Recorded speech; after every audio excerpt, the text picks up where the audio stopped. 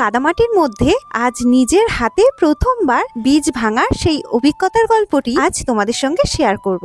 নমস্কার সবাইকে, আমি লাবণী। গ্রাম বাংলার মাটি আর আমাদের আরো একটি কৃষি জীবনের নতুন গল্পে তোমাদের সবাইকে স্বাগতম। জমিতে ট্রাক্টর দিয়ে চাষের কাজ শেষ হয়েছে, এবার অপেক্ষা ধান রোয়ার, আর তার আগেই শুরু হয়ে গেল বীজ ভাঙার কাজ। আজ বাবা আর কাকু সকাল থেকে জোর কদমে লেগে পড়েছে। ওদের সাথে সাথে আমিও কোমরে ওড়না বেঁধে নেমে পড়লাম বীজ ভাঙার কাজে। সত্যি বলতে এই কাজটা এর আগে কখনো আমি নিজের হাতে করিনি। কৃষিকাজের টুকটাক অনেক কাজই বাবার সঙ্গে আমি করেছি, যেমন পটলের ফুল ছোঁয়ানো, ফুলকপি ও বাঁধাকপির চাষে বাবাকে সাহায্য করা, এসব আমার বেশ পরিচিত। কিন্তু এভাবে হাতে করে বীজ ভাঙা এই প্রথমবার বলে বাবা আর কাকুর মতন অত নিখুঁত ভাবে করতে পারছিলাম না, তবুও নিজের মতন করে চেষ্টা করে যাচ্ছিলাম।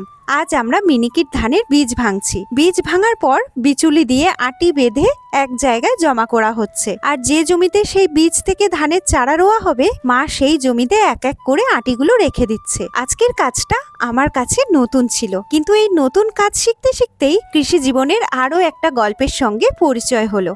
আজ এটুকুই। আমার এই নতুন অভিজ্ঞতার গল্পটি তোমাদের ভালো লাগলে আমার চ্যানেলটি সাবস্ক্রাইব করে পাশে থেকো। আজ আসি, আবার ফিরে আসছি এমনই কোনো বাস্তব গল্প নিয়ে।